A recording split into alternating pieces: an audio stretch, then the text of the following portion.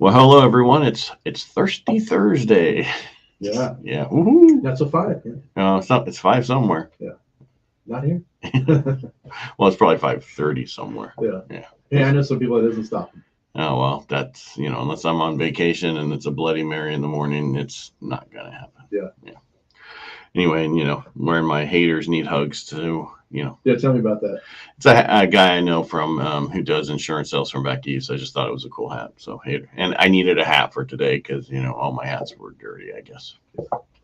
Wanted to change it up. All I do is wear Helping the Brave or Real Estate Jerky, so let's change it up today. I finally found a hat that actually fits my head. That's good. I found out I have to go for the XL, double XL. Oh, okay. Yeah. Otherwise, the rest of the hats just kind of sit on the top of my head. Too big.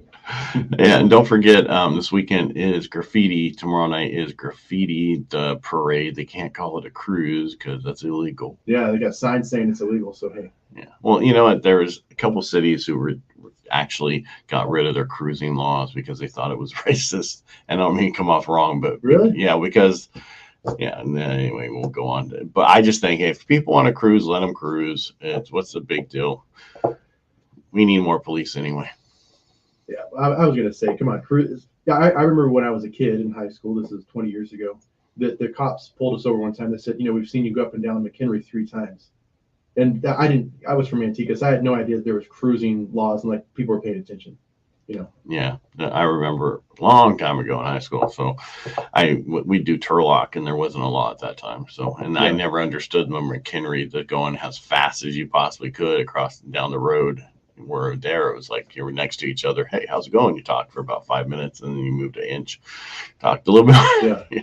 I understand, like as an adult now, like the traffic, that'd be kind of a pain in the butt, but it's at night, I mean. Yeah. Well, I understand the problems that can come from it. Supposedly, people hanging out, drinking. I guess that's what they're worried about. I don't know. Yeah, it's just kind of funny, the place known for graffiti, is the place where they say you can't cruise anymore. That's right. Well, yeah. I bet you can have a parade though. Oh, we won't go there. Have a little parade. That's what they're calling it, right? A parade. Anyway, enough about that. Let's talk about the market. Rates have been fluctuating all week, and it's going to do that. I tell everybody this is I don't want to say vulnerability, but that's not the word I mean. The fluctuation in rates and the way they're doing. We haven't seen this in years, but this is how it usually is. It's very reactive to what's going on, and until people really know what's going on, going forward, we're going to see these rates moving. But from what I'm hearing, we're going to be in a recession first part of the year, which I always think we are in one, but even more so. Yeah. And we're going to start seeing that the rates are going to go down into the year, lower than they are now, of course. So, but don't wait to get your house, because I was talking to somebody else and I said, everybody's going to wait and then everybody's going to try to write offers and everybody's going to do this. Well, you can always refinance and get out of the rate that we have today into a lower rate, but you have the house already and you get all the appreciation that happens over the next 6 months. Yeah. I mean, it's the group think, my father-in-law is a very wise man. He's made a lot of good investments, and he always says, do the opposite of what everyone else is doing.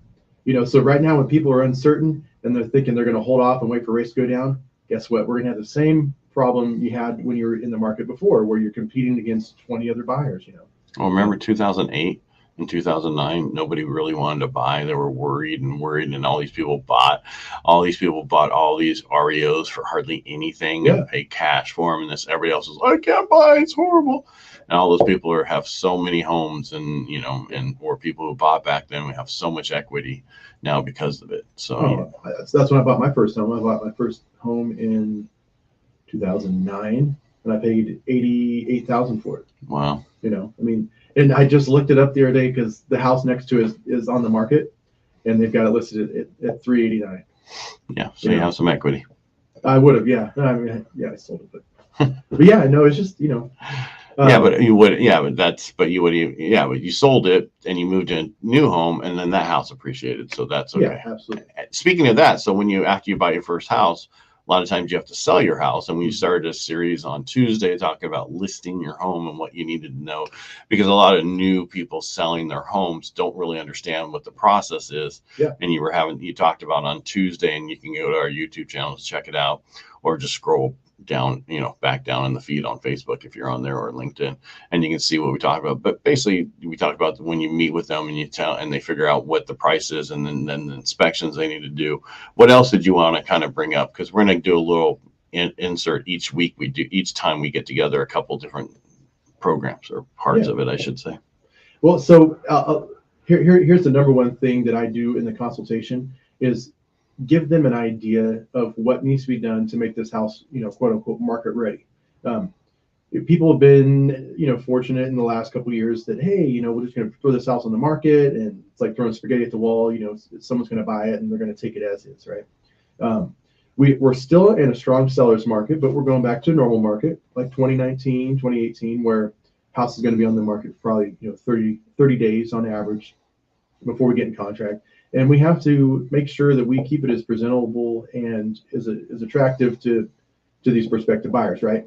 So a lot of us can be nose blind. That's a term I got, from my mother-in-law. Nose blind, say we have pets, we don't smell the dander.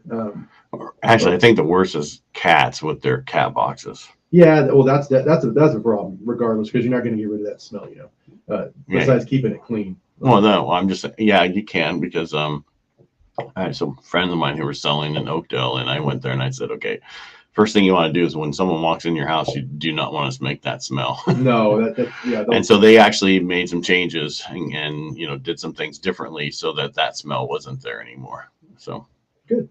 They actually threw away furniture also. You know what? A lot of times people, that's another thing too, right? Like we're getting market ready is decluttering the house, because we all have a tendency to collect things, and we get used to looking at these things day over day, and we don't realize, that bat bag has been sitting in the corner for the last 2 weeks, So there's a lot of different things. Deep cleaning, that's a big one. I mean, top to bottom, cleaning, hire a cleaning company, because people get overwhelmed. They're like, okay, so I got to put a lot of stuff in the garage or in storage. I've got to get the house deep clean. You know what? Pay a few $100. It's going to help. And you got to take your pictures down too. Yeah, take any personal pictures down, because you know what? I've seen that happen a lot. Even with pricey listings where you really don't want the person to know where you live. Some over in the country club area. Yeah, take anything personally identifying down. Right. I mean, if you list your car on Facebook, you're going to block a license plate, right? Right. Is that what you're kind of calling today's picture day? Well, yeah, I guess picture day, right? Getting ready for it, because, we want to get some professional photos done, but the way photographers work, they're busy too, right? So they're going to take pictures of the house in the manner in which it's presented, right? So I always try and go the day before, and we just go ahead and make sure everything's dialed in. I say, don't touch anything. You eat a sandwich, you clean the countertop. Let's make sure everything is ready to rock and roll. So when they show up, they're only there for 45 minutes and they're gone. But those pictures are going to last forever. So they also do what's like called like a 3D virtual tour, and everything is super high def. So if you have crumbs in the corner, that's going to be there. And people are going to see that in the water. But anyway, and if the toilet seat's up, clothes on the ground. I've seen everything. I've seen underwear on the bed, like laundry and stuff. And I'm like, man, what a bummer that someone paid all that good money for a good photographer who got this in the picture, But the other thing is, what day is the best day to list, right? I don't know. What day is the best day to list? I'm about to tell you. All right. So, you're going to keep it a secret. No. I'll let everyone know. Right. I think it's Thursday. And the reason I say Thursday is because a lot of people are going to view homes on the weekend, right? So if we put it on the market Thursday, it's going to go out to all the agents. And it's going to obviously it's going to go to Zillow, Trulia, Realtor, everything like that, right? But the agents get to see it first, and they're going to send it to their clients, and that gives them plenty of time to plan out their weekend of viewing homes. It also is a good opportunity because the first weekend is normally the craziest. So I tell sellers, hey, you know what? If you don't want to do an open house, why don't we just make it open, to agents during certain times? So I'll say, like, be gone from your house from like 10 to 6, both Saturday and Sunday. A lot of times you're going to get majority of your traffic those first couple days, and then hopefully we have some offers to look at and we can review those. And that's normally the most difficult part, is coming and going from your house. So if you don't leave a block of time open, you're going to be constantly, okay, let's go and pack up the kids, let's leave the house, come back in 30 minutes. So yeah, listed on a Thursday is going to be the best way to get saturation in the market. People are going to know it's there. They're going to come take a look, and then you'll know from there if you're priced right. If there's anything that was standing out to buyers. Always ask for feedback. Sometimes people are brutal. They'll tell you the honest truth and go, okay, that's good to know. I didn't see that, but I'll fix it. That cat smell needs to get out of here. Yeah. Hey, pick up the dog poop in the bed. What? That's an ongoing thing. Every day, right before the people come. Well, nothing worse than stepping on that lawn and, oh man, it stinks out there. Any negative smell, cook some cookies before you go, but just don't burn them. Yeah.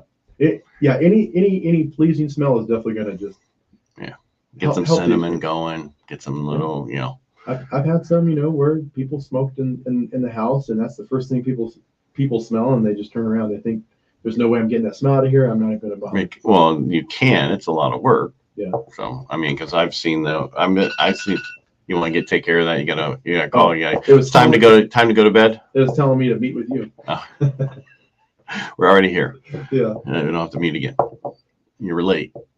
Yeah. Anyway, that was probably the old time, not the new time. No. All right. So that's taken care of. Pictures day, all the pictures done. And so what's the next? You want to go to the next step? Oh, you did. Best day to list your house. Yeah. That was the next step. So we're only getting a couple each time, so we don't go too far. So get too much. Picture day, best day to list is Thursday. And the one thing I know you said that the agents see it first. Mm-hmm. If any of your buyers are on realtor.com, they're going to see it at the same time you do. Yeah. If not sooner sometimes. A lot. Yeah. Depending, if you have it set up on auto prospector, it's going to send it to them. It's going to be, I'm telling you, it's going to say each one's going to send them the same thing, because I had it set up for when I was looking up in Tuolumne County, and it still keeps sending me stuff when they first come on. Yeah. And I tell people, set it up for what you're looking for, because sometimes, like maybe you have a kid thing, right, during the week where you're at and I'm not knocking, I'm just saying, your kid's at some recital or whatever, and they get a notification, hey, I just saw this, let's go see this one, and you didn't have a chance to do it. Yeah. Both parties looking at the same time really helps buyers. It is. So. And you know what? I always tell my buyers the same thing, kind of look and send me what you see that you like, because obviously, sometimes their opinion on things change, their ideas of what they really want. And so it's good to have their input rather than me just trying to send them stuff I think they like. Correct. Yeah. It takes a lot longer. Just get down to the nitty gritty. I'll figure it out on my own as you send me listings. All right. Because you never know. You might say, I want this, and then you actually go see it, and I don't want that. I want this now. And it's just so each of you know what you're looking at, and sometimes you just never know, or something pops back on the market, right? I've had people that said they want new construction. They end up buying like a vintage home. So because they like the charm. So. Well, the problem about new construction is it's really hard to get new construction right now. And then you also have to have a good agent who walks you through, whatever you have done during the new phase of the house being built. When they put the framing in, right before they put the sheetrock in, you want to make sure that all the stuff that you asked for is in the place before they put the sheetrock up. Because if not, it's much harder to get it back in there. Yeah. And trust me, there's plenty of times when you can walk through, especially during the framing stage, where you see that they've used some green lumber and it's kind of twisted. That's just going to cause you a lot of problems down the road.